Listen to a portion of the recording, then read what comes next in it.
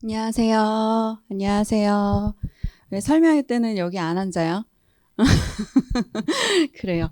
반갑습니다. 저는 관세법 2차 강의하는 임예진입니다. 자, 이제 우리가 미안해요. 너무 성격이 급해가지고 박수 쳐주는데 그 시간도 못 버티고 이제 우리가 10월달, 11월달, 12월달 세 달이 남았어요. 올해는 그쵸? 그리고 이 12월이 지나고 나면 1월부터 이제 모의고사가 시작이 되죠. 정규 수업은 사실 12월에 마무리가 된다라고 생각하시면 돼요. 그래서 이제 우리가 어떤 것들을 할지 좀 보도록 할게요. 여기에 계속 나오네. 자, 일단 저는 관세법을 위주로 설명을 드릴 겁니다. 과목마다 다르고요. 강사마다 달라요.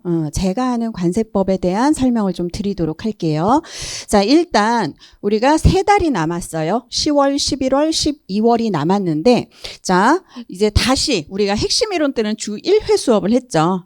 이제 다시 주 2회 수업으로 가서 이제 빡시게 마무리를 좀 해야 됩니다. 이제 시간이 얼마 없어가지고 제가 좀 마음이 급해요.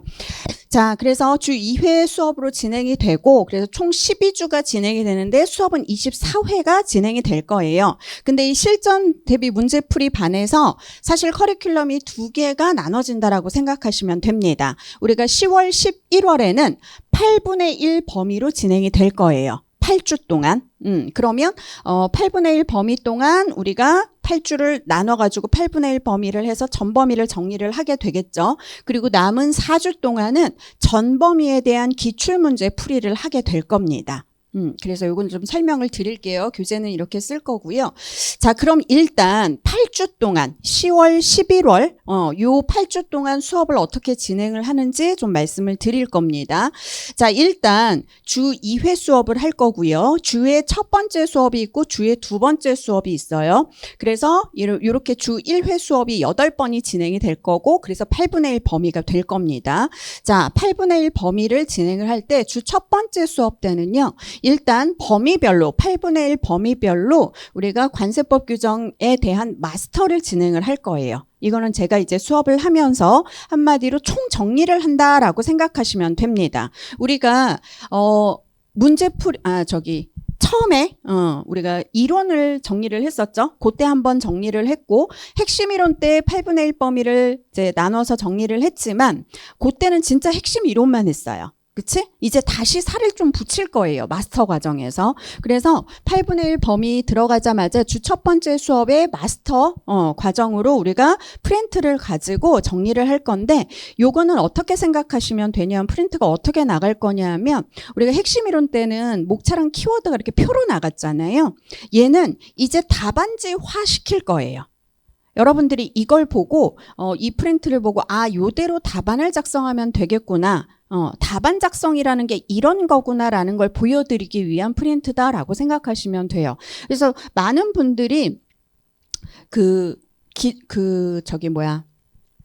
합격수기 같은 거 보면 맵 과정에서 나왔던 프린트를 많이 활용하셨다라는 분들이 많죠. 안 읽어요? 남이 붙은 꼬라지는 너무 화가 나요. 그래서 그런 합격수기 같은 데 보면 맥과정 프린트를 가지고 공부를 하셨다는 분들이 계시는데 그런 분들이 이거 갖고 하신 거예요. 요때 나가는 프린트라고 보시면 돼요. 우리가 예전에 그걸 맵과정이라고 했거든요. 마스터 앤 프랙티스라고 해가지고. 그래서 마스터 과정에 해당하는 프린트가 제공이 되면서 이걸로 수업 진행하면서 8분의 1 범위를 총정리를 합니다. 그리고 이거 하면서 우리가 문제 풀이잖아요. 그래서 기본 문제풀이까지 같이 진행이 될 거예요. 주 첫 번째. 왜냐하면 문제풀이는요, 기본적인 문제가 있고요. 누가 봐도, 이거는 못 쓰면 이거는 떨어지겠구나. 누구도 이거는 10점을 받겠구나 하는 문제가 있어요. 그게 이제 기본 문제. 그리고 좀 어려운 문제들이 있어요. 그런 것들을 제가 나눠서 응용 문제라고 합니다. 그래서 이때 첫 번째 수업 때 기본 문제 풀이를 하고, 자, 주 두 번째 수업이 되면, 요 1번은 아니에요. 1번은 여기에 있는 거고. 자, 주 두 번째 수업이 되면 요 2, 3, 4를 할 건데, 요 2, 3, 4. 요게 좀 겹쳤네. 요거는, 요거는 여기에 있고, 그쵸? 여기에 있고, 주 두 번째 수업에는 요걸 할 거예요. 그래서 뭘 할 거냐? 지금 8분의 1 범위를 정리를 했잖아요. 기본 문제풀이까지 주 첫 번째 수업 때 요걸 여러분들이 공부해 오시면 이걸 갖고 우리가 하프 모의고사를 볼 겁니다. 우리가 지금 총 30점 2개, 20점 2개에서 총 100점이죠. 한 과목당. 그걸 80분에 쓰죠. 그건 모의고사 때 할 거예요. 우리가 1월 달부터 하는. 근데 지금부터 조금씩 써봐야 될 거 아니에요. 언제까지 괄호 넣고 그 빈칸 채우고 그것만 할 수 있는 건 아니잖아요. 이제 답안지를 완성을 해야 되는데 지금부터 여러분들한테 100점짜리 답안지를 완성해라 라고 하면 좀 부담스러우실 거예요. 그래서 10월 11월에 80분이 아니라 40분을 드릴 거야. 절반. 그래서 50점 문제를 우리가 풀어볼 겁니다. 30점 하나, 20점 하나, 혹은 10점 분량이 5개가 될 수도 있어. 물음처럼 나오는 거지. 그래서 이 50점 분량에 대한 하프 모의고사를 우리가 실시를 할 거예요. 요거는 수업 때 실시하는 건 아니고 제가 수업보다 조금 더 일찍 오라고 여러분들한테 부탁을 좀 드릴 겁니다. 이건 부탁이에요. 강요는 아니죠. 그래서 부탁에 응해 주시는 분들은 쓰시고 난 죽어도 일찍 못와 하시는 분은 뭐 어쩔 수 없어요. 이걸 뭐 강제할 수 있는 게 아니기 때문에. 그래서 수업 시간에 하면 수업 시간이 좀 모자라가지고요. 수업 좀 더 일찍 오시는 거를 제가 말씀을 드릴 거예요. 수업 개강을 하면. 어쨌든 이렇게 하프 모의고사를 진행을 하게 되는데 여기서 좋은 게 뭐냐 하면 하프 모의고사를 하고 나서 여러분이 썼잖아요. 쓰고 나서 우리가 바로 뭘 할 거냐 하면 목차별 세부 배점을 보게 될 거예요. 목차별 세부 배점, 그 다음에 첨삭을 어떻게 해야 되는지 제가 답안을 드릴 거거든요. 그래서 이 문제에서 이 물음에서 이 목차에는 어디에 배점이 주어져 있다. 주로 이 규정을 여기 이 부분, 이 단어가 빠지지 않으면 몇 점이 들어갈 거다. 그런 세부 배점을 제가 말씀을 드릴 겁니다. 아시겠죠? 사실 배점을 알아야 돼, 우리가. 그쵸?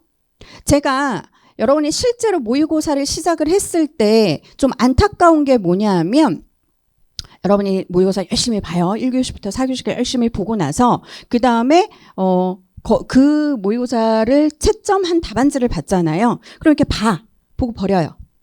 이게 제일 안 좋은 거예요. 내가 셀프로 채점을 할 수 있어야 돼요. 내가 어떤 부분을 실수했지? 내 손으로 직접 고쳐봐야지 남이 고쳐준 게 무슨 소용이 있겠어요. 그치? 내가 여기서 왜 이걸 놓쳤지? 이런 것들을 여러분들 스스로 할 수 있어야 돼. 그러려면 그걸 하는 방법을 알려드려야 되잖아요. 그거를 지금 알려드려야지 나중에는 시간이 없어요.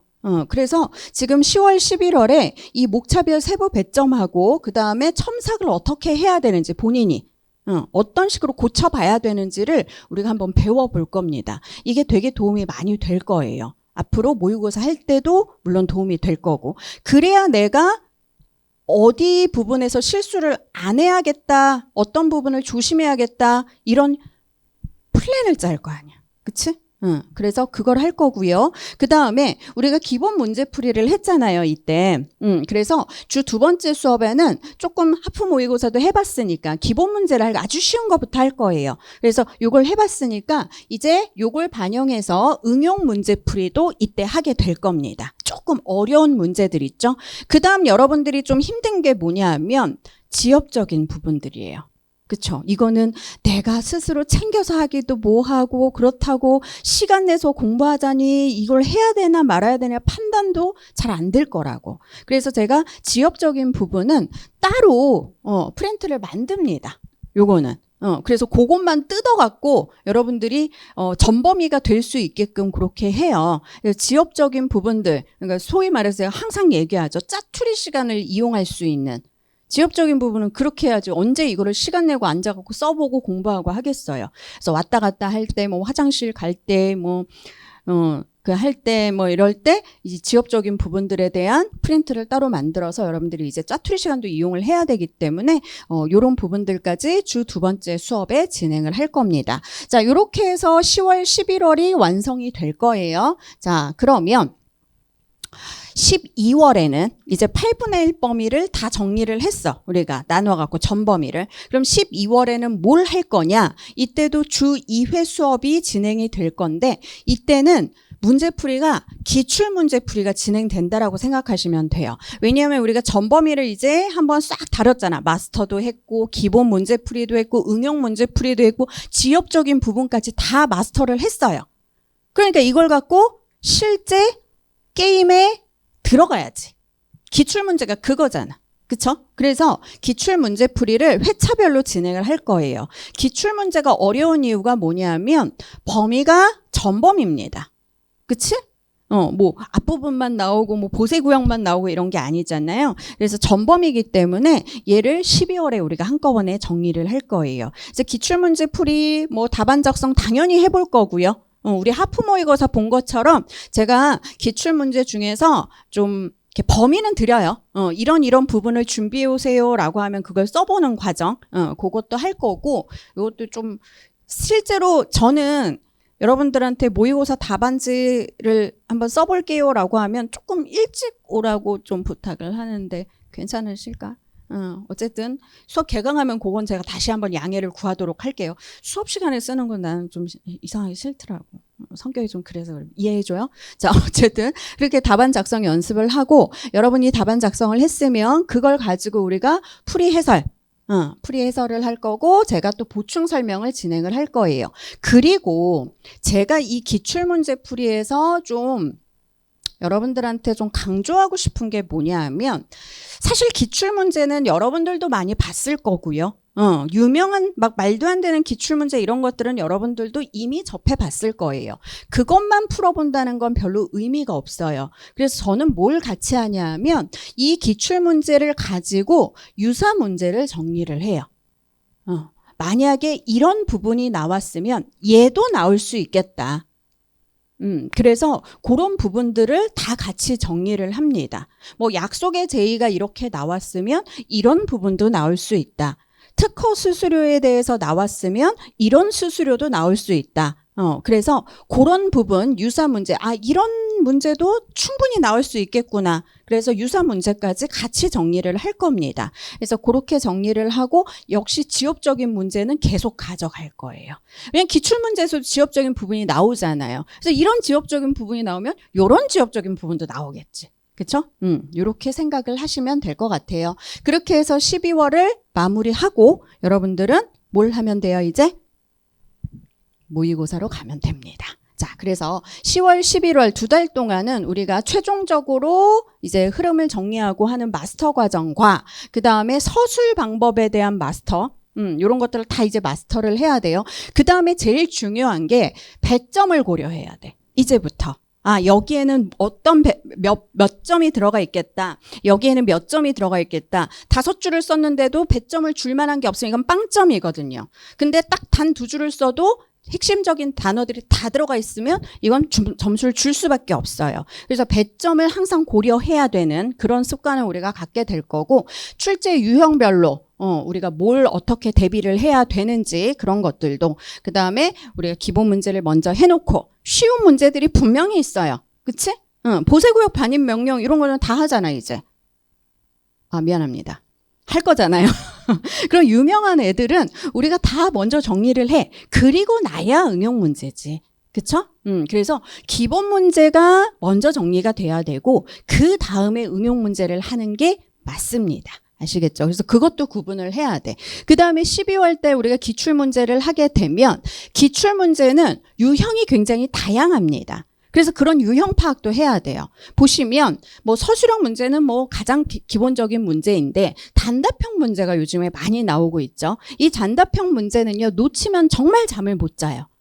그래서 이런 단답형 문제라든가 또 목차를 준 것처럼 보이지만 세부 목차가 필요한 문제들이 있어. 그런 문제들하고 지역적인 문제들 등등 이런 문제들에 대해서 우리가 출제 유형별로 좀 대비를 할 거고요. 그 다음에 기출문제 분석하게 되면 여러분들이 내가 앞으로 어떻게 공부해야 되는지 그런 학습 방향이 좀 수립이 될 거예요. 그리고 내가 뭐가 부족한지 알게 될 거고. 그래서 그런 데 좀 도움이 될 거니까 이렇게 해서 준비를 하시고 또 우리가 제가 또 기출문제에서 미는 건 뭐냐면 이런 문제가 나왔으면 요런 유사한 문제가 또 나올 수 있다라는 예측.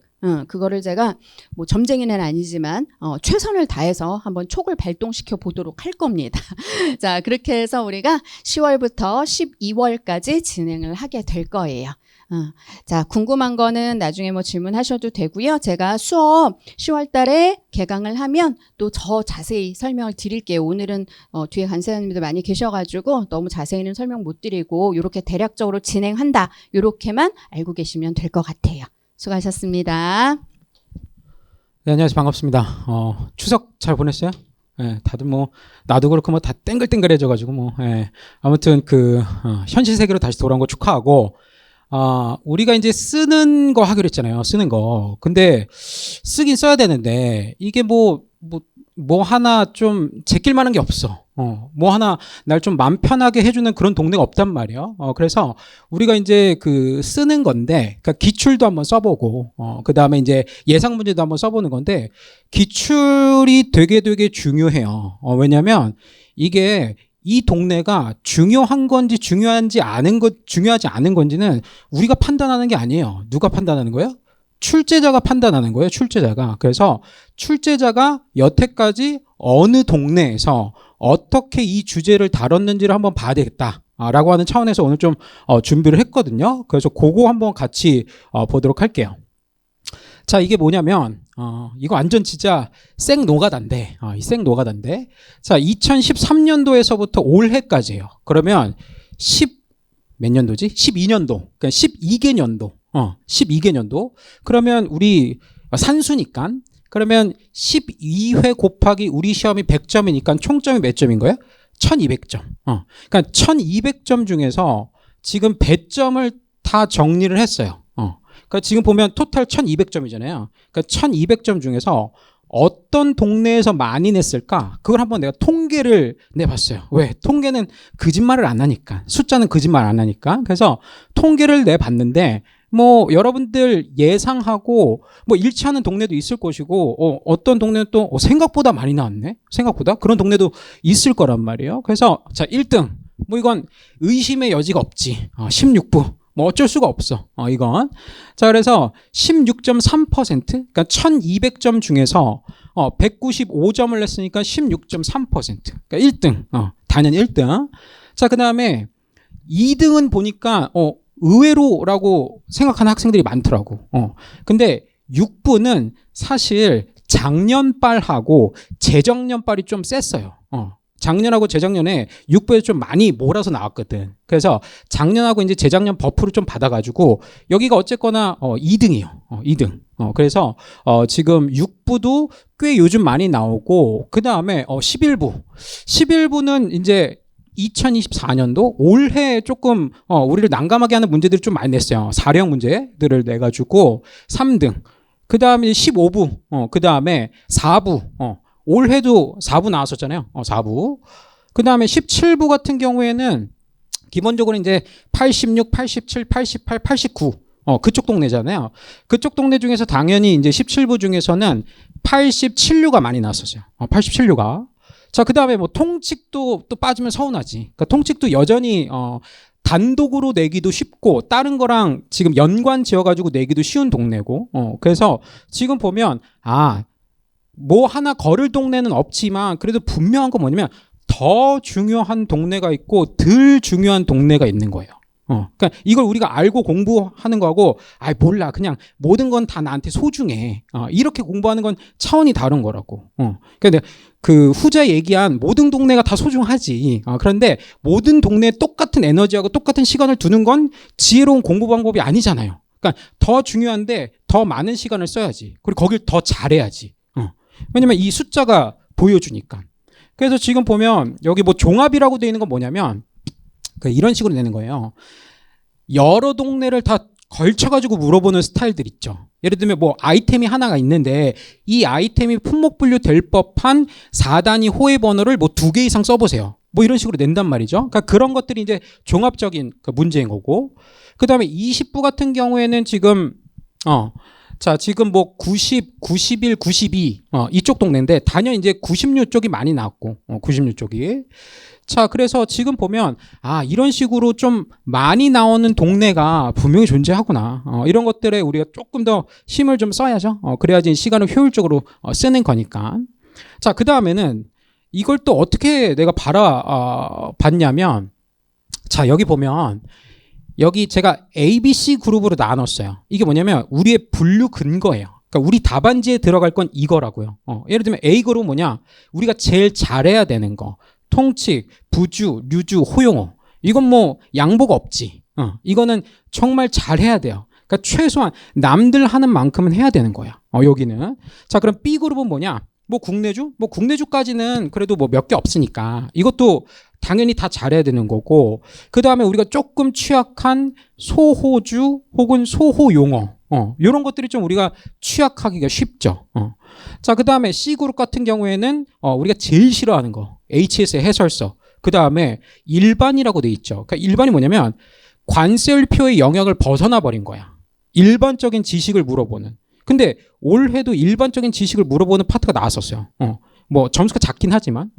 그래서 지금 보면 A가 우리 입장에서 제일 중요한 거고, 그러니까 B하고 C를 어떻게 지금 리스크를 최소화해야 될까? 그게 이제 우리 그 시험 볼 때까지의 위험 관리인 거죠. 그래서 지금 보면 A를 다루고 있는 지금 이것도 마찬가지예요. 1200점을 또 쪼갰어요. 타입별로. 이런 식으로 내는구나. 그러니까 단연 A에 대한 출제가 많아요. 70% 정도. 70%. 그러니까 그게 어떤 의미냐면, 자, 우리가 100점짜리 관세율표 시험을 줬어. 그러면 70점 정도는 맞출 수 있게끔 배려를 나름 하는 거예요. 이게 난이도 조절이지. 그러니까 이걸 엉망진창으로 하면 그 해 시험에 대한 평판이 좋아할 수가 없지. 자, 그런데 우리가 착각하면 안 되죠.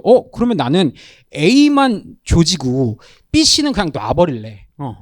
그러면 70점 100점으로 나오면 70점 다 맞출 수 있을까요? 그게 문제인 거지, 그게. 자, 그렇기 때문에 A를 제일 잘해야 되는 건 맞지만 B, C도 그냥 놔버리면 그건 골치 아프다 이거예요. 그러면 B, C는 최소한 어느 정도는 내가 다룰 줄 알아야 되는 거예요. 기출문제에 나온 정도는 다룰 줄 알아야 된다는 거지. 그래서 기출문제를 보는 게 의미가 있다는 거예요. 우리 공부 범위, 공부 깊이 이걸 가늠할 수 있으니까. 그래서 지금 이런 식으로 또 유형을 나눠봤고, 그 다음에 뭐 B도 은근히 좀 나오죠. 그러니까 B만 이렇게 해가지고 뭐 한 대충 한 뭐 8% 정도, 8% 정도 되는 거니까. 그 다음에 얘네들 또 섞어가지고 예를 들면 A 플러스 C 같은 경우에는 자, 통칙이나 부주나 류주나 호의 용어하고 그 다음에 C하고 이렇게 같이 콜라보 해가지고 우리 속을 뒤집어 놓는 그런 타입인 거죠. 그러니까 이런 식으로도 낸단 말이에요. 그래서 결론적으로는 A는 양보가 없어. 근데 B, C는 그래도 아예 다 놔버릴 수는 없어. 그러니까 최소화 공부를 하긴 해야 돼. 그래서 우리가 요번에 이제 문제풀이 그 커리큘럼을 듣는 거란 말이에요. 자, 그 다음에 이거는 여러분들이 이제 답안에 들어가야 될 이제 분류 근거를 기준으로 기출 문제를 해석한 거고. 자, 그러면 유형은 어떨까? 유형은. 자, 이것도 지금 1200점을 유형 3가지로 나눴어요. 심플하게. 기본적인 거 물어보는 거. 그 다음에 조금 머리 아프게 하는 이제 응용해야 되는 거. 그 다음에 지금 우리가 제일 싫어하는 게 이게 3번째 타입이죠. 올해도 나왔었던 혼방 뭐 사하고 혼방 직물 같은 거 분류 규정 쓰고 그 다음에 품목 분류 해보세요. 그게 우리가 사실 제일 취약한 타입이긴 하거든요. 그래서 지금 보면 여기도 대충 우리 시험이 그래도 70점 정도는 너도 나도 쟤도 다 고만고만하게 쓸 수 있도록 나름 배려를 하는 거예요. 물론 70점 중에서 내가 마크하는 점수가 몇 점일지는 그건 또 다른 문제이지만, 그리고 나머지 30점 가지고 흔히 말하는 변별력으로 베리에이션을 주는 거예요. 자, 그래서 지금 그럼 기본 탑이 뭐고 응용 탑이 뭐고 사령이 뭔데? 요거는 올해 나온 기출 문제를 가지고 우리가 한번 보자고요. 그래서 기본적인 것들은 자, 이거죠. 올해 나왔었던 그 문제 중에서 지금 16부와 관련된 그래서 아주 심플하죠. 주규정 써보세요. 그 다음에 또 두 번째 것도 주규정 써보세요. 그러니까 류주 써보세요. 뭐 부주 써보세요. 이런 것들은 아주 플레인한 거죠. 그냥 후두둑 내면 후두둑 써야 되는 이런 것들은 막 진짜 굉장히 잘 써야지 지금 다른 사람하고 지금 점수가 비슷하게 나오죠. 그러니까 이런 데서는 점수를 깎아먹으면 안 되는 거예요. 이런 데서는. 자, 이게 이제 기본형인 거고, 그 다음에 조금 이제 골머리 아프게 하는 타입이, 자, 이게 4례형이죠. 4례형. 지금 이 4례형 같은 경우에 보면, 지금 11부에서 올해 출제가 됐었잖아요. 이것도 물음 첫 번째하고 물음 두 번째가 있는데, 물음 두 번째가 대표적인 4례형이죠. 4례형. 자, 지금 분류규정 11부 주의, 혼방사, 혼방직물 그거 써보고, 그 다음에 지금 품목분류 한번 해보세요. 라고 하는 거. 그래서 요런 그 문제 타입이 굉장히 우리가 취약하죠. 그러니까 이런 것들도 훈련이 돼야 돼요. 훈련이. 그 다음에 아까 우리 분류 근거 중에서 예를 들면 여기가 제일 골머리 아프다라고 했잖아요. 자, 분류 근거 중에서 요 C에 해당하는 HS 해설서 관련된 거 써보세요. 그 다음에 관세율표의 영역을 벗어난 일반적인 내용 써보세요. 라는 문제가 올해 출제가 됐었다. 제가 그렇게 얘기를 했는데 그게 이 문제잖아요. 여기 보면 자 11부 관련해가지고 물음 첫 번째가 그런 거죠. 첫 번째 보면 카드하고 코음 단어가 있는 류. 그러니까 이거는 응용형인 거죠. 그러니까 단순하게 암기해가지고는 이제 쓸 수 없는 나름 좀 한번 이제 꽈가지고 문제를 출제한 거죠. 자, 류를 써보고 그 류의 표제 적어보세요. 여기까지는 응용 문제예요. 응용 문제. 그런데 이들 단어가 들어가 있는 방직용 섬의 공통된 특성, 즉 실이되기 위한 방법, 이거는 HS 해설서의 영역이고 이건 일반적인 내용이에요. 이게 뭐 배점이 크진 않아. 왜냐면 지금 보니까 딱 배점이 얼마예요? 5점이에요. 5점. 5점 중에서 류의 표제 써보라는 것하고 그 다음에 HS 해설서하고 일반적인 내용하고 섞어서 냈잖아요. 그래서 지금 보면 HS 해설서하고 일반적인 내용들도 배점이 작긴 하지만 내긴 내네. 골 때리는 거지. 그러니까 이런 게. 그러니까 아예 안 내기로 어나운스를 하면 나도 마음 편하게 공부 안 하겠어. 안 낼 거면 나도 여러분들한테 얘기 안 해. 그럼 너무너무 좋을 텐데 서로 그 둥글게 웃으면서 할 수 있는데 낸단 말이야. 깨작깨작. 그래서 이런 것들도 기출문제 내는 수준에서는 우리가 좀 어느 정도는 대비를 해야 되지 않을까? 라고 하는 거. 자, 그래서 4령 문제나 이런 거다. 이런 거. 자, 그 다음에 응용? 응용은 뭘까? 그러니까 올해 시험이 전반적으로 보면 수험생들 입장에서는 조금 여러 가지로 좀 골치가 아팠었을 그런 해였었어요. 나름 출제자가 신경을 썼어. 그러니까 그렇잖아요. 출제자가 신경을 쓰면 쓸수록 우리 입장에서는 마냥 행복하진 않다고. 그래서 그러니까 이런 것들도 대표적인 응용형인 거죠. 그래서 지금 보면 지금 뭐 1부에서부터 2부까지 건조와 관련돼 가지고 다음 물음에 답하십시오. 자, 그래서 지금 뭐 예를 들면 지금 같은 류의 다른 호로 분류가 되는 품목이 건조한 것에 대한 4단위 호 5개하고 그 호 용어를 각각 쓰십시오. 차라리 이 문제를 정말 무식하다라고 욕먹을지언정 1부하고 2부와 관련돼 가지고 그냥 호의 용어를 뭐 1부하고 2부 중에서 류를 몇 개 픽해 가지고 호의 용어, 호의 구성책에 써보세요. 그럼 다 잘 썼을 거야. 근데 이걸 살짝 틀었거든. 살짝. 그러니까 호의 용어에서 출제자가 원하는 정보가 들어가 있는 것만 쏙쏙 발라가지고 응용력을 발휘해봐 라고 하는 거예요. 그러니까 이런 것도 지금 우리가 훈련이 안 돼 있으면 막상 현장 가가지고 쓰면 절개되는 그런 유형이라고요. 절개되는 유형. 그래서 지금 이것도 아까 좀 전에 얘기한 대로 되게 플레인하게 호의 구성체계 한번 써보세요. 이런 못 쓸 사람이 없어. 그런데 이런 식으로 살짝 틀어가지고 출제자가 원하는 정보만 쏙쏙쏙쏙 발라가지고 한번 보여줘봐. 라고 이렇게 응용력을 테스트한다면 우리가 준비가 되어 있어야 된다는 얘기죠. 그래서 지금 여러 가지를 봤었을 때도 지금 추세가 우리가 안 좋아하는 타입으로 가고 있어요. 우리가 안 좋아하는 타입으로. 우리가 안 좋아하는 타입이라고 하는 건 이런 거죠.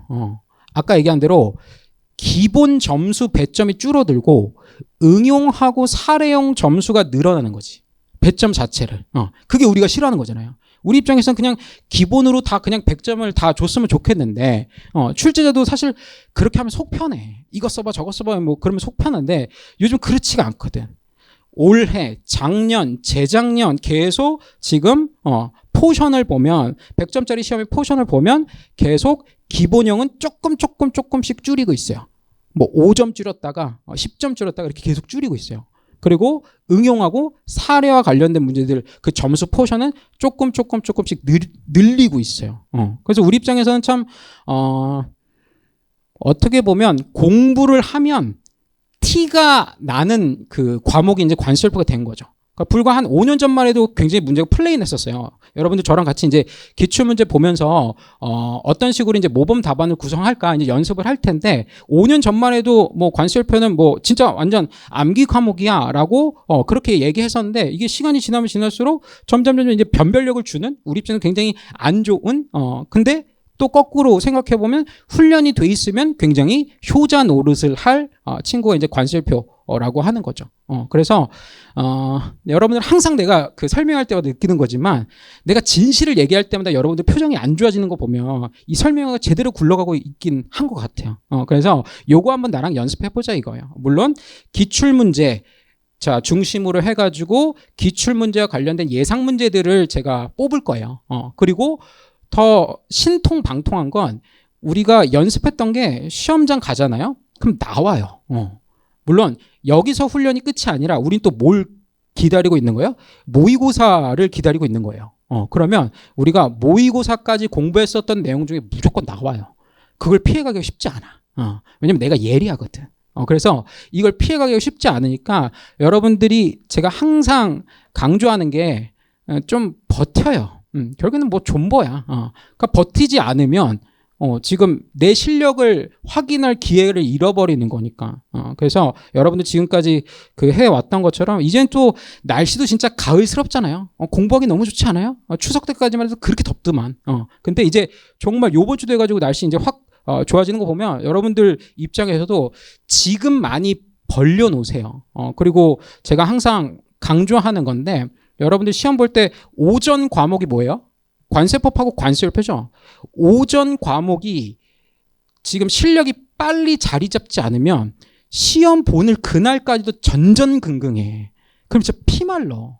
4월 달까지 예를 들면 모의고사를 기준으로 해가지고 4월 달까지 관세법하고 관세율표가 아직도 막 들쑥날쑥하고 이러죠? 그러면 세 번째 과목, 네 번째 과목은 들어오지도 않아 머리에. 왜냐면 사람의 심리라는 게 되게 진솔하거든. 오전 과목에 말아먹잖아요. 호록 잡잡 말아먹잖아요. 그러면 점심 먹기도 싫어. 그게 사람 심리거든. 그래서 시험은 심리전이에요. 심리전. 그래서 관세법하고 관세율표를 좀 많이 부셔놓으세요. 그래야지 여러분들 세 번째 과목, 네 번째 과목도 빨리 자리 잡을 수 있어요. 그 사람 멘탈리티가 그렇거든. 그래서 우리 그 요번에 문제풀이 시간 때는 그거 중심으로 한번 살펴봅시다. 그 다음에 아마 여러분들 1차를 경험한 친구도 있고 뭐 1차가 이미 합격된 친구들도 있을 텐데 1차 시험 같은 경우에는 객관식이에요. 객관식. 그러니까 객관식은 답이 거기 있다고. 우리가 아주 그냥 현란하게 쏙쏙쏙 잘 피해가서 그렇지 답은 거기 있어. 자, 그런데 2차 시험은 이제 뭐예요? 흰 백지 주고 채워. 굉장히 폭력적이지 않아요? 채워. 네 지식을 보여봐. 라고 하는 거예요. 그래서 1차 시험에서 잘했던 친구들이 2차 시험 이제 우리가 쓰는 커리큘럼을 하는 거니까 2차 준비를 하면서 많이 좌절하는 모습들을 봐요. 왜냐면 1차는 그래도 내가 앉아가지고 공부를 좀 빡시게 하면 점수가 올라가는 게 느껴진단 말이야. 왜? 객관식이니까. 근데 이놈의 쓰는 시험은 아니 내가 1차 하듯이 그렇게 열심히 책상머리에 앉아 있었는데 눈에 띄게 내 실력이 오른다는 느낌이 잘 안 들어. 그래서 2차는 맷집이 더 필요해요.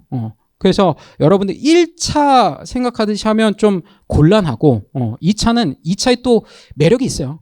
매력이. 그래서 아는 만큼 보이는 거고 아는 만큼 쓸 수 있는 거니까 여러분들 이번 커리큘럼 때도 뭐 예외 없이 여러분들 지금 해왔던 페이스대로 꾸준히 밀어붙이는 거예요. 원래 기세야. 모든 건 기세야. 스포츠도 그렇고 시험도 그렇고 마지막 기세야. 기세로 밀어붙이는 거예요. 그럼 기세가 나오려면 어떻게 되느냐? 그 결국에는 성실한 사람들이 마지막에 기세가 나와요. 그래서 여러분들 그 추석 끝나고 여러분들 설명회 이렇게 와서 무척 반갑고 잘 버티고 그 다음에 나중에 우리 또 모의고사 설명을 할 때도 내가 좀 객관적으로 잘 자리를 지키고 있었는지 한번 좀 테스트를 해보는 그런 시간을 가지도록 합시다. 자, 그러면 고생 많았고요. 다음 시간은 우리 용대쌤께서 관세평가에 대해서 설명해 주실 겁니다. 수고 많았습니다. 예, 안녕하세요. 조용대 간사입니다. 반갑습니다. 관세평가고 저 끝나고 되게 말 많으신 분이 또 남아 있으니까 마음의 준비를 좀 하셔야 됩니다. 자, 관세평가 제가 이제 문제풀이반이랑 앞으로 어떻게 진행할지 좀 간략하게 설명드리고 그리고 오늘 좀 오셨으니까 좀 수업 목적에 좀 도움 되실 수 있게 제가 올해 시험 보셨던 기출 문제들 제가 분석한 차로 있으니까 같이 좀 설명드리는 시간으로 마련을 하도록 하겠습니다. 자, 이제 우리가 사실 이제 지금까지 쭉 공부를 해 오긴 했지만 지금 와서 한번 좀 고민을 해봐야 되는 게 하나가 있는데 이제 뭘 공부할 거냐, 그다음에 이제 어떻게 공부해야 될 거냐, 이거를 다시 한번 돌이켜서 한번 생각을 해 보셔야 돼요. 물론 우리가 뭐 당연히 관세평가를 공부했고 뭐 법령집도 외우고 협정집도 외우고 했는데 실제로 이제 이게 내가 잘하는 방법인가, 또 이제 합격하기 위해서 효율적인 방법이 뭐냐, 이 고민을 해봐야 되는데 이제 관세평가에서도 어떤 걸 어떻게 공부해야 되냐, 이걸 좀 잘 고민을 하셔야 되는데 일단 어떤 걸 어떻게 공부해야 되는지에 대한 해답은 여러분들의 선배한테 물어봐도 답이 없고 여러분들 주변에 공부 잘하는 친구한테 물어봐도 전혀 답이 없고 저한테 물어보셔도 답이 없습니다. 그 답은 어디에 있냐면 오로지 기출문제에 있습니다. 그래서 제가 이제 왜냐하면 우리가 그 목적이 기출문제 시험장에 가서 시험을 잘 보고 오는 게 목적이잖아요. 그죠? 그래서 뭐 생각해보면 뭐 심플한데 내가 시험장에 갔더니 내가 예상했었던 내용이나 내가 예상했었던 뭐 문제 유형이 출제가 됐다. 시험장에 딱 있다. 그러면 효율적으로 공부를 잘 하신 거겠죠. 그죠? 근데 반대로 내가 시험장에 갔더니 내가 예상했었던 범위나 내가 예상했던 문제 유형이랑 전혀 다른 문제가 있다. 그러면 공부를 비효율적으로 하게 된 거잖아요. 그죠? 그래서 이제 우리가 시험장에서 합격하기 위해서는 기출 문제가 어떤 게 있나 이걸 좀 잘 검토를 하셔야 되는데 뭐 저는 사실은 이제 뭐 직업이 이제 이거 강의를 하니까 저는 이제 기출문제가 나오면 굉장히 꼼꼼하게 이제 분석을 해서 요즘은 이제 어떻게 출제가 되는지 뭐 저는 계속 알고는 있는데 그 부분 좀 제가 설명드리는 시간으로 할게요.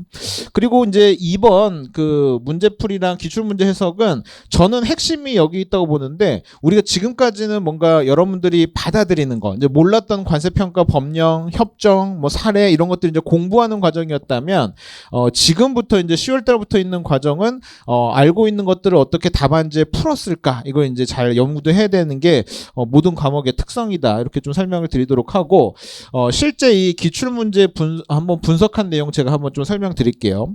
자, 일단 제가 아까 어떻게 공부해야 되냐, 뭘 공부해야 되냐, 이거 다 사실은 이제 기출문제에서 답이 있다고 말씀드렸는데 기출문제가 항상 동일하지 않고 굉장히 많이 바뀝니다. 그래서 지금 보면 제가 첫 번째 표에 2018년도부터 올해까지 암기형 문제랑 사례형 문제의 비중이 어느 정도인가를 이제 표로 이제 분석을 쭉 해놨는데 18년도, 19년도 저 때 보면 어때요? 암기형 문제가 12점, 15점 요 정도 배점이고 나머지가 이제 뭐 88점, 85점 요 정도 배점이었으니까 뭐 15대 85 뭐 요 정도 비율이었다면 점점 이제 이게 바뀌죠. 2022년, 21년, 22년 요때는 어떻습니까? 21년은 암기형이 한 90점, 그 다음에 사례형이 10점이니까 트렌드가 완전 반대로 바뀌어버렸죠. 그죠? 그래서 그런 트렌드가 계속해서 이어오다가 한 77, 76 정도까지 됐었던 거고, 올해는 제가 일단 50, 50이라고 이제 세부 배점을 이렇게 해놓긴 했는데,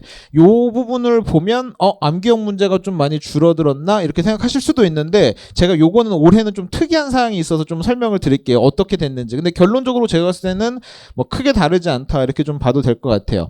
자, 보면은, 법령 암기 문제 비중을 좀 볼 건데, 기본적으로 작년도 그렇고 올해도 그렇고 한 최근 3년간 트렌드는 법령 암기 비율이 상당히 높습니다. 그래서 뭐 작년 같은 경우에는 67점 정도 배점이었다면 올해는 한 50점 정도 배점이니까 약간 줄어들긴 했지만 그래도 여전히 높다. 이 정도 보시면 될 것 같고, 이 협정 문제는 지금 보면 제가 협정을 두 개로 나눠놨는데 협정을 암기해야 되는 포인트에서 그다음에 협정에 있는 사례를 출제한 거 요 두 개를 작년에 이제 9점, 6점 이 정도로 이렇게 나눠놨었는데 올해 같은 경우는 협정에서 뭔가 암기가 필요한 거는 출제가 잘 안 됐고 협정에 있었던 사례들이 많이 출제가 됐거든요. 근데 이거는 제가 이렇게 구분을 해놓긴 했지만 좀 애매해. 왜냐면 협정은 우리가 이제 공부를 하고 가는 거니까 사실은 사례형 조차도 어느 정도 이제 암기를 하고 가서 이제 풀 수 있을 정도로 우리가 연습을 하고 가는 거잖아요. 그래서 그냥 사례 문제랑은 좀 다른 거긴 하죠. 그래서 저는 만약에 이 협정을 암기 사례를 구분을 굳이 안 하자면 작년에는 9점, 6점이니까 15점 배점이 나왔다면 올해는 합쳐서 30점 배점이었으니까 협정 비율이 좀 올라가는 형태다. 이 정도 보시면 될 것 같고 그 외에 뭐 예시형 사례 문제나 실제형 사례 문제 비중은 18점, 20점이니까 좀 비슷한 정도, 이 정도였다고 보시면 될 것 같습니다. 근데 올해 좀 특이한 거는 그 이제 올해 기출 문제 보신 분들 아시겠지만 법령 암기 문제 중에서 시가역산율이라고 하는 누구도 예상하지 못했었던 문제가 출제가 됐고 그게 배점이 한 20점 정도 배점이 됐었어요. 그러니까 사실은 이 법령 암기 50점 중에서 20점은 시가역산율 문제니까 빼버리면 체감상 법령 암기 문제가 한 30점 정도밖에 안 되고 그다음에 협정이 30점 그다음에 사례 문제가 20점 이렇게 돼서 80점 만점 시험으로 보자면 법령 암기 비율이 좀 줄어든 건 맞지만 여전히 이 법령 암기와 관련된 비율이 좀 압도적으로 높고 협정에 대한 얘기는 저는 사실 이제 한 2022년도부터 이 협정 비율이 계속 올라갈 것 같다 이렇게 말씀을 드리긴 했었는데 23년도에도 조금 올라가서 15점 정도 배점이었는데 올해 같은 경우에는 이제 30점 정도로 올라갔고 저는 뭐 개인적으로 의견을 묻자면 협정 배점이 요 30점 정도를 유지하거나 조금 높아질 가능성이 있다 이 정도로 생각하고 우리가 공부를 하시면 될 것 같습니다. 그래서 우리가 아마 기본반이랑 심화반에서 법령 협정 위주로 많이 공부를 했었고 사례는 좀 기초 사례들 많이 봤었고 이번에 핵심 요약반에서 이 사례들 많이 보고 있는데 뭐 결과적으로 보면 우리가 공부할 거는 지금까지 이제 다 많이 공부했다 이렇게 보면 될 것 같고 근데 이제 우리 2차 시험이라는 게 결국은 잘 풀어야 되는 건데 잘 써내야 되는 건데 이게 아는 거랑 쓰는 거랑 좀 다르기 때문에 특히 이제 어떻게 논리적으로 잘 쓸 거냐 이 내용은 제가 또 이번 클래스에서 좀 많이 설명드리는 걸로 하도록 하겠습니다. 자, 이번 관련해서 제가 이제 올해 출제 경향을 좀 이렇게 네 가지로 분석했는데 사실 이 출제 경향은 작년에 제가 뽑았던 출제 경향이랑 똑같았어요. 거기다가 제가 2024년도 문제를 좀 업데이트했고 순서는 조금 바꿔놓긴 했는데 결과적으로 작년에 이어졌던 트렌드가 올해 똑같이 이어졌다고 저는 생각을 하는 거고 그게 내년에도 뭐 특별하지 않으면 이어지지 않겠냐라고 봐서 제가 지금 여기 써드린 이 네 가지 트렌드를 좀 잘 알고 준비를 하시면 좀 효율적으로 공부를 하실 수 있다 이렇게 보면 될 것 같습니다. 첫 번째는 협정 비중이 생각보다 높아지고 있다는 거. 이제 제가 여기 23년도, 24년도 이제 기출인데 뭐 우리 많이 배웠었던 뭐 확인 수수료라든지 수량 할인 관련된 문제들 올해 그대로 출제가 됐고 작년 같은 경우는 권리 사용료 관련된 권고 의견 4시리즈 중에 4.7이 출제됐었고 제한 생산권 같은 거 출제가 됐었죠. 다 협정에 기반으로 한 거고 협정을 잘 공부했으면 틀리지 않았을 문제가 출제가 됐었습니다. 그리고 좀 특이한 거 제가 이거 이게 한 4순위였는데 올해 이제 2순위까지 올려놨는데 출제 트렌드로 2순위는 출제 안 하던 범위가 출제가 된다. 작년에 잠정가격신고제도랑 그다음에 과세가 사전심사제도가 출제돼서 뭐지 싶었는데 올해 갑자기 아주 극단적으로 시가역산율 문제까지 출제가 돼서 이제는 관세평가도 구석에서 내기 시작하는 우리 관세법 같은 경우는 좀 그런 경향이 좀 있었잖아 원래 그죠? 근데 관세평가 그런 거 없었는데 좀 생긴 것 같다. 그래서 뭐 우리는 좀 대비할 필요가 있는 것 같다. 이 생각을 좀 하셔야 될 것 같고 그다음에 세 번째 최근 개정 사항들이 출제가 많이 되고 있는 거는 사실은 관세평가 몇 년 전부터 이제 그래 왔었는데 작년에도 올해도 마찬가지 경향이고 그다음에 관세평가는 꼭 요런 문제가 많이 나옵니다. 어려워 보이는 문제라고 제가 표현했는데 사실은 잘 생각해 보면 우리가 관세평가를 잘 공부했으면 그렇게 어렵지 않은데 시험장에 갔더니 굉장히 어려워 보이게 하는 문제들이 많이 출제가 된다. 이런 거 뭐 공선회조료라든지 아니면 CRC, CRS 뭐 이런 특정 운임들 뭐 이런 거 환율 적용 관련된 문제들 이런 문제들 사실은 원칙대로 풀면 그렇게 어렵지 않은데 어려워 보이는 문제들이 많이 출제가 됐었다. 이 정도 좀 보시면 될 것 같고 저희는 이제 일단 기출 문제를 기준으로 해서 예상 문제 푸는 과정으로 이제 이어질 텐데, 기출 문제를 보면 제일 좋은 게 일단 문제 자체가 좀 검증된 문제다, 이렇게 좀 말씀을 드릴 수 있는데, 제가 이제 기출 문제 풀이를 해드릴 때 사실 좀 안 좋은 말을 많이 해요. 기출 문제가 그렇게 완성도가 높지가 않거든요. 그래서 시험장에서 이 완성도 높지 않은 문제를 풀면서 굉장히 불필요한 뭔가 소모가 되는 경우도 많고, 그래서 제가 지금은 이님의 기출 문제나 해설 같은 게 다 공개가 돼 있으니까 제가 이 문제는 이렇게 볼 수도 있지만 이렇게 볼 수도 있는데 시험장에서 그냥 이렇게 보고 풀어야 된다, 이런 말씀을 드리는 게 좀 좋지는 않은데, 기분이 좋지는 않은데, 뭐 여러분들은 이제 시험장에 갔을 때 꼭 100% 되게 완성도 높은 문제가 출제되지 않을 가능성이 있기 때문에 그런 부분을 좀 미리 준비하셔야 된다, 이런 말씀도 좀 드리고, 그 다음에 또 되게 중요한 것 중에 하나가 생각보다 기출 문제는 반복 출제 경향이 생각보다 많습니다. 그래서 그런 경우들 있죠. 뭐 다른 과목들은 어떨지 모르겠는데, 야, 올해 출제가 됐으니까 내년에는 똑같은 게 설마 또 출제될까? 이렇게 생각하실 수도 있잖아요. 그죠? 근데 관세평가는 생각보다 반복 출제가 굉장히 많이 됩니다. 생각보다 작년에 출제된 게 올해 출제되는 경우도 되게 많아요. 그래서 몇 가지 보면 우리 올해 있었던 1번 문제가 1+1 거래 그 추가 수량 제공하는 그 문제 있는데, 그게 절대 처음 출제된 게 아니에요. 2020년도에 이미 출제가 한번 됐었고, 그때 사실 완벽하게 정리를 해놓았으면 올해 시험장에 가서 틀리지 않았어야 되는 문제였습니다. 그리고 예를 들면 우리가 FOB로 계약했는데 추가 운임을 부담했다, 추가 보험을 부담해서 구매자가 추가 부담을 했다, 그 문제 있잖아요. 그죠? 그게 올해 4번 문제로 출제가 됐는데 작년 23년 1번에도 내용은 조금 바뀌었어. 뭐냐면 올해는 보험을 추가 부과했다 이랬었는데 작년에는 운임을 항공으로 바꾸면서 추가 운임을 구매자가 또 부담했다, 이런 문제로 바뀌었거든요. 사실은 똑같은 맥락이잖아요. 그죠? 그래서 그 문제 작년에 출제됐는데 올해 또 출제됐다, 이런 거. 그 다음에 법제 30조 3항 뭔지 아시나요? 몰라요? 아무튼 일반고 배제 30조 3항 일반고 배제 사유 4가지 나오는 거 있는데, 그거 22년도에 1번으로 출제됐었는데 21년도에 1번으로 또 출제됐어요. 그러니까 연달아서 또 출제된 거네요. 그죠?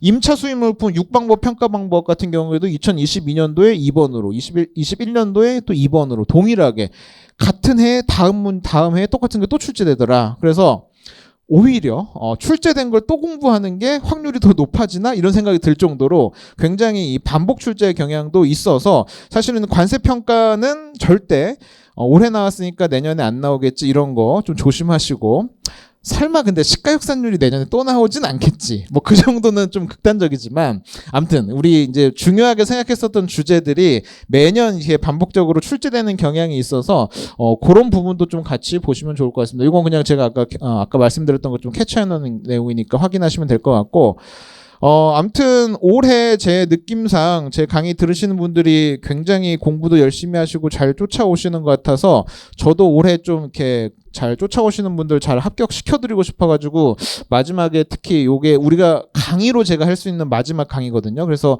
여러 가지 저도 준비하고 기출문제도 좀 더 분석해가지고 설명을 드릴 예정이니까, 좀 그렇게 모의고사 보기 전까지 잘 쫓아오시면 좋을 것 같고, 이 강의는 또 사실은 저희 다른 학원에서도 또 많이 저희 학원을 넘어와서 또 많이 들으시더라고요. 그래서 그런 부분들도 조금 이질감 없게 제가 또 설명드릴 테니까 그렇게 좀 준비하셔서 또 같이 하시면 좋을 것 같습니다.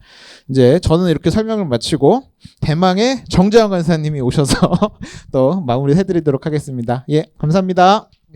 네, 무효실무 강의를 하고 있는 이제 최권수 관세사고요.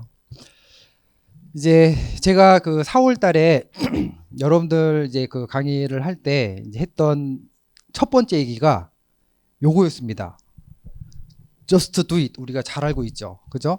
그런데 이제 그때 했던 얘기 뭐냐면, 우리는 이제 그러니까 수험 준비를 할 때 just do it 하면 안 된다라는 얘기였어요. 그래서 이 말은 뭐냐면, 당연히 이제 공부를 열심히 해야 되는 거는 맞다. 열심히 해야 되는 건 맞는데, 그냥 열심히 하면 이제 안 된다라고 하는 의미였고요. 그 말은 뭐냐면 결국은 옳은 방법으로 열심히 해야만 이제 합격할 수 있다. 그래서 공부를 할 때 처음에 4월 달에 공부를 시작할 때 어떤 방법이 옳은 방법이냐라고 하는 것들을 이제 진지하게 이제 고민을 하실 필요가 있다라는 그런 측면에서 말씀을 드렸고요.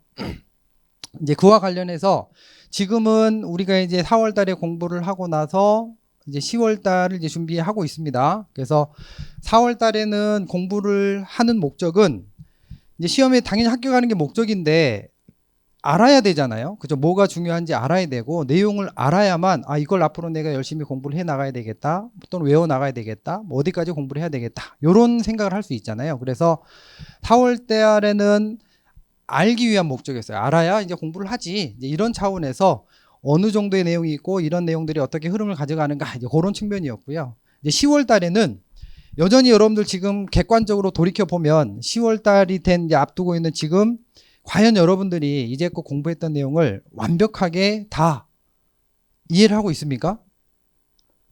또는 내용과 내용, 즉 논점과 논점 간의 그 흐름 다 확실히 알고 있습니까?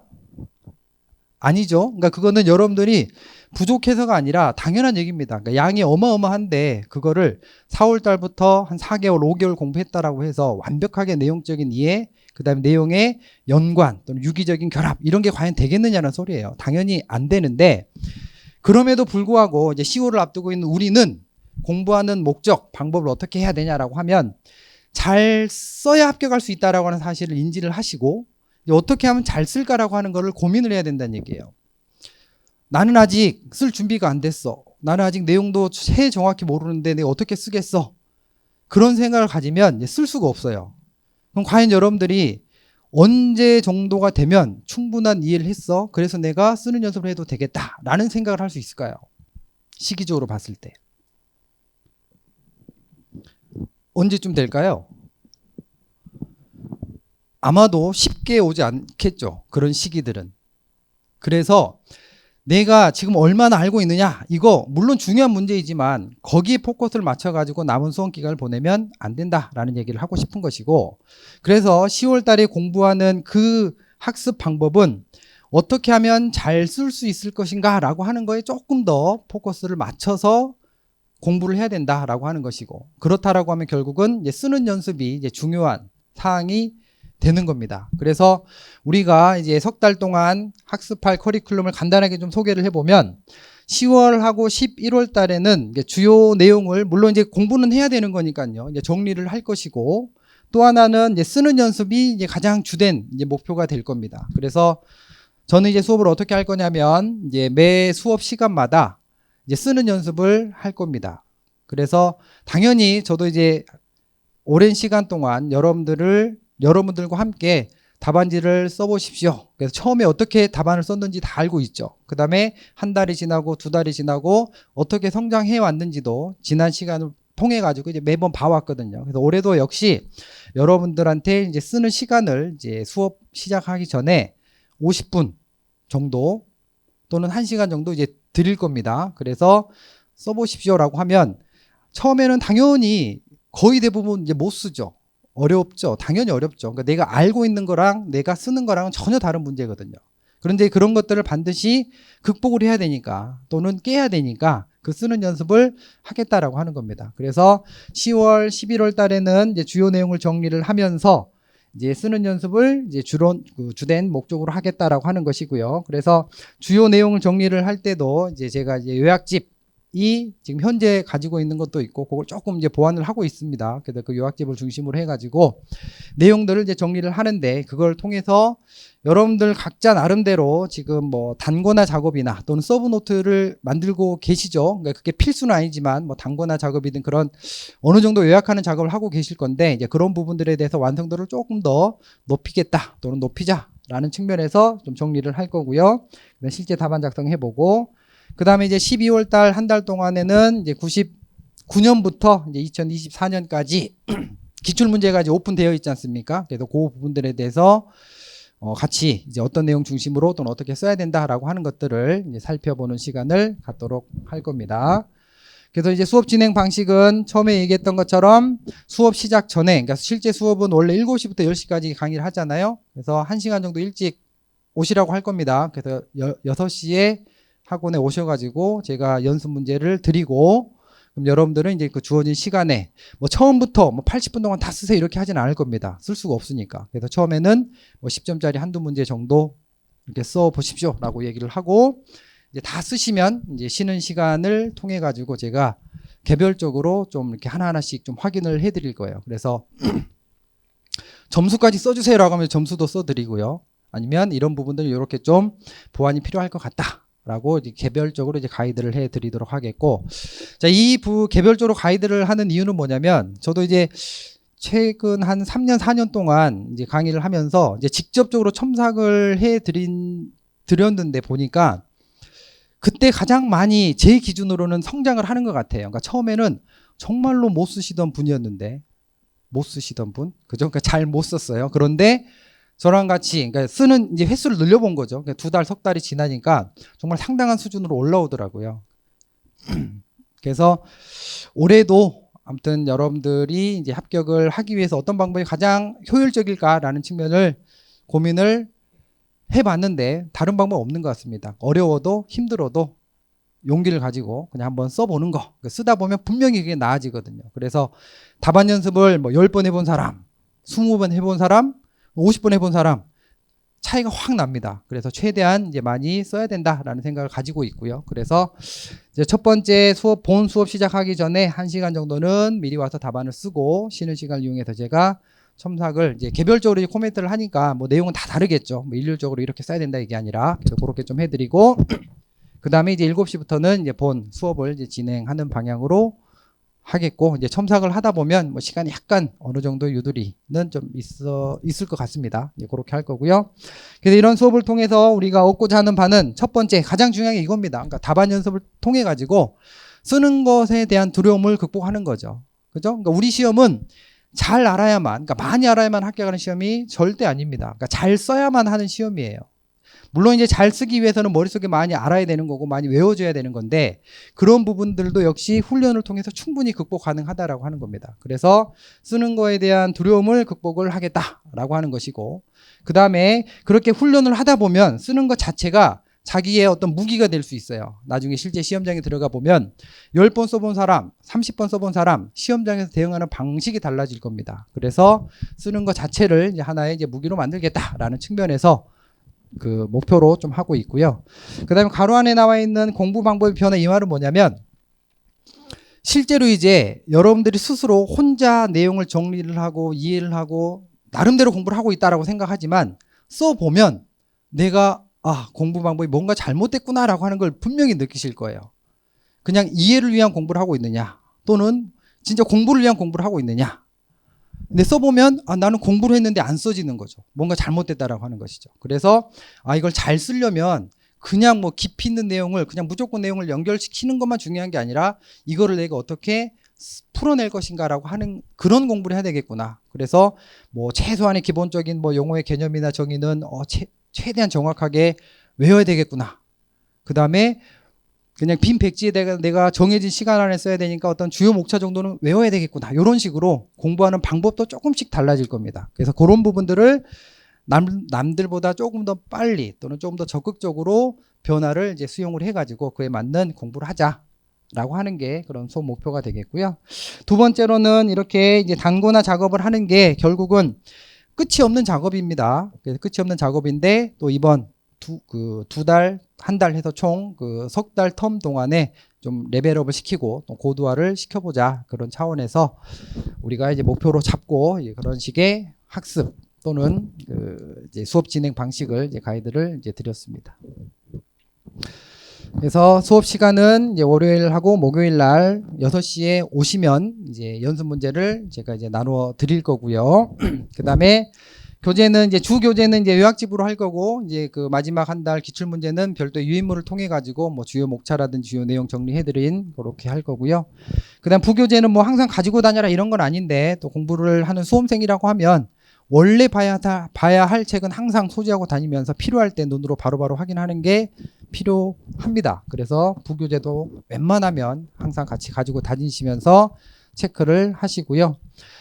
그다음에 답안 연습지, 그래서 지금부터, 그러니까 10월부터 실제로 우리가 이제 그 답안지랑 똑같은 게 있잖아요. 그래서 그거를 미리미리 준비하셔가지고 실제 답안지에다가 좀 써보는 게 필요하니까 답안 연습지도 좀 준비를 하시고, 그다음 필기구 이런 것도 사실 별거 아니다라고 생각할 수 있지만 실제로 여러분들이 실제 시험장에서 시험을 볼 때 어떤 펜을 가지고 들어가느냐라고 하는 것도 아주 중요한 요소일 수 있습니다. 그런데 그 펜이 처음부터 이게 나랑 맞는 펜이냐라고 하는 거는 처음부터 맞으면 좋겠지만 그러긴 쉽지 않아요. 그래서 저도 공부하는 중에 뭐 펜을 한 3번, 4번 이상 바꿨던 것 같아요. 그래서 자기 몸에 맞는, 자기 손에 가장 맞는 펜들이 있거든요. 그래서 그런 것들도 뭐 이렇게 좀 아끼지 말고 뭐 연필, 뭐 샤프 이런 걸 써야지 이렇게 하지 마시고 실제 시험장에서 내가 요 펜으로 이런 식으로 써야지 미리미리 이제 준비를 하면서 필기구도 이제 그런 선택까지도 미리미리 해놓는 거 뭐 나쁘지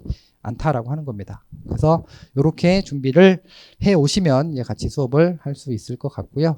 이제 참고적으로 아까 제가 뭐 단권화를 통해 가지고 좀 고도화를 시켜볼 필요가 있습니다. 그래서 이제 그 부분들은 이제 참고적으로 이런 식으로 하시면 되는 거예요. 그래서 뭐 나름대로 저는 이거 말고 서브노트 만들고 있는데요.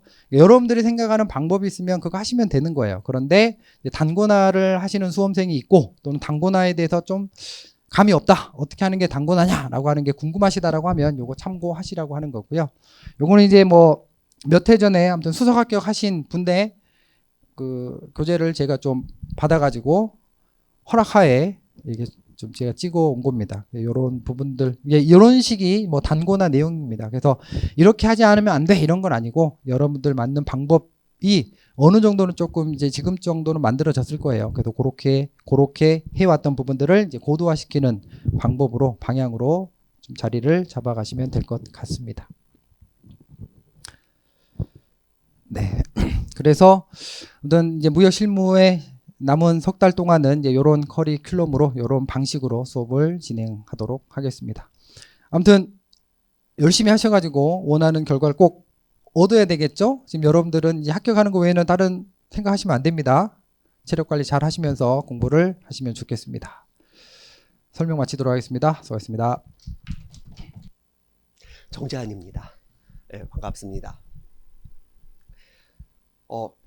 지금 이 타이밍 이제 여러분들이 그 암기를 들어가야 되는 타이밍이에요. 그 2023년을 올해죠. 이제 올해 시험을 보고 알겠지만 너무나 많은 게 바뀌었어요. 그 무역 실무는 3년, 4년 주기로 계속 바뀌고 있습니다. 뭐 이때는 시험이 미쳤죠. 어느 정도냐면요. 만일 이제 그 한두 문제에서 저희가 강의하지 않은 데서 문제가 나오면 강사들이 되게 압박을 많이 받아요. 하지만 이쯤 되면은요. 2018년에 뭐 꽈락률 74%? 2019년에 71%죠. 이쯤 되면 강사가 욕을 안 먹습니다. 왜요? 배운 데서 한 문제도 안 나왔거든. 이때는 사실 미친 시험이었죠. 딱 그거예요. 무역실무 꽈락 아니면은 합격입니다. 이때 문제 봐요. 무슨 항공화물 운임의 종류를 쓰라고 해요? 수출입 기업의 환 리스크를 쓰라고 해요? 갑자기 정지 조건, 해지 조건 쓰라고 해요? 그 보험자 면책, MI의 면책 위험 쓰라고 해요? 외국거래법의 건전성 규제 쓰라고 해요? 하나라도 아는 거 있어요? 없죠? 다 울었어, 이때는. 문제를 보고. 그래서 2018년이 왜 그러나 싶었는데 2019년도 그래요. 갑자기 협회 적화약관 4조, 5조, 6조, 7조를 그냥 쓰래. 이것도 정신 나갔죠? 갑자기 한국중재법상 임시적 처분 쓰래. 중재법을 본 적은 있고 그리고 뭐 대무역법 수출입 승인의 요건과 수출허가 기준 쓰고 뭐 소액 해외 송금 업자 쓰고 자 이때는 사실 시험이 정상이 아니었고요. 자 그러면서 이제 2020년에 정상으로 돌아왔습니다. 이제 2018년, 19년에 문제가 너무 이상하게 나와가지고 사람들이 진짜 빡시게 공부했거든요. 2020년이 어떤 해예요? 역대급으로 쉬웠어요. 무역실무가. 문제가 이렇게 나와도 되나? 자, 뭐예요? 19조, UCP 19조에서 25조 이름 쓰시오. 아니, 외국한 거래법 거주자 쓰시오. 갑자기 인코텀즈 소개문에서 규정하지 않는 거 10개 쓰시오. 충격적이지 않아요? 이때는 막 무역실무 막 거의 막 80점, 90점도 나오고 그랬어요. 그래서 야 드디어 무역실무가 정신을 차렸거나 2018년, 19년에 약간 문제가 좀 심각해. 그때는 시험이 아닌 거야. 그러다 2020년에 이제 정상으로 돌아서 사람들이 마음이 편해졌죠. 그리고 2021년 다시 73%의 꽈락률이. 갑자기 문제가 뭐예요? 몬트리올 협약의 재정 목적과 각 장의 이름을 쓰래. 그 2018년에 뭐가 문제였어요? 항공화물 운임 쓰라고 했죠. 이제 뭐예요? 부대 요금 쓰래. 참 그렇습니다. 그래서 다시 무역실무가 맛이 가나 싶다가 2020년, 2023년 잘못 들어갔는데 이때부터 이제 문제가 다시 멀쩡해졌어요. 자, 그래서 이제 2022년부터 지금의 트렌드가 시작된 건 딱 뭐예요? 어디에서 몇 개 쓰시오. 문제를 깔끔하게 내고 깔끔하게 채점을 하겠다. 그러다 이제 욕을 먹기 시작해서 무역 실무잖아요. 실무인데 자꾸 어디서 뭘 쓰래. 여기서 몇 개를 쓰래. 그래서 적어도 무역 실무는 이런 식으로 나오면 안 된다. 아니, 그렇잖아요. 뭐 인커텀지에 뭐 A 뭐 쓰고 요거 뭐 쓰고 무역 실무가 이런 식으로 문제가 나오면 안 됩니다. 자, 그러면서 이제 2022년부터 이제 뭐가 있었냐면요. 대신 그 한 문제씩은 실무 같은 것들을 넣기 시작합니다. 신용장 양도의 이유를 4가지만 쓰시오라거나. 그리고 2023년을 보면은 신용장에서 사용되는 선화증권의 그 조건을 쓰고 설명을 하라거나.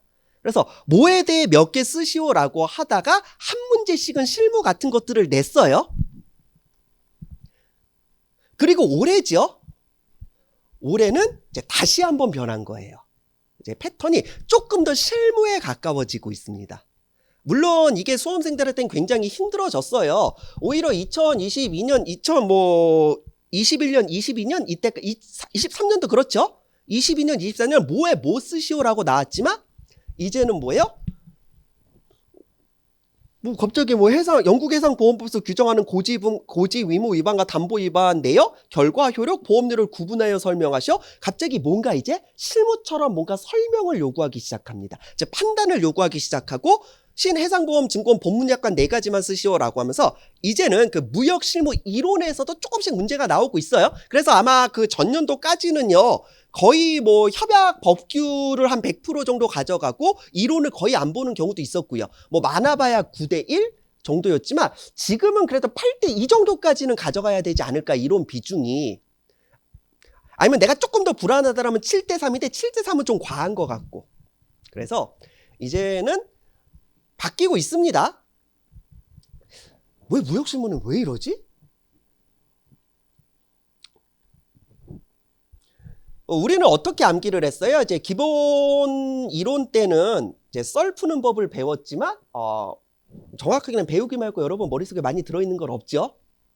그리고 이제 법규를 배웠어요. 배우긴 했지만 머릿속에 들어온 건 없죠. 그리고 지금 이제 요약 과정에서 이제 조금씩 암기에 들어가고 있습니다. 우리가 배웠던 것을 지금 빠르게 정리를 했고요. 그리고 이제 그 문제풀이 과정에서 뭘 하게 됩니까? 쓰게 됩니다. 그 대외외환도 항상 이런 문제가 좀 있어요. 대외외환 공부해 말어라고 하는데, 그래요. 지금 대외외환도 완전히 트렌드가 바뀌어가지고 몇 조 몇 항에 몇 개를 쓰시오라고 이제 대외외환도 계속 이런 식으로 출제되고 있습니다. 대외외환도 이제 보시면 알겠지만 그 법령집이 아니면은 공부할 수 없게 돼 있어요. 그래서 대외외환도 이제 법령집을 기준으로 이제 공부를 해주시고, 오늘도 확인하고 왔는데 그 외환거래법은 2021년 9월 16일께 최신 버전이에요. 되게 웃긴 게 작년에 입법 예고 올라온 거 하나 있다. 외환거래법 개정된다고. 그리고 소리 소문 없이 사라졌어요. 그러니까 그것도 더 무섭죠. 입법 예고 들어가고 1년째 소식 없는 것도 되게 쉽지 않거든요. 대무역법은 2024년 8월 21일에 한번 싹 바뀌고 시행령이 안 바뀌어가지고 지금 시행령이 없어요.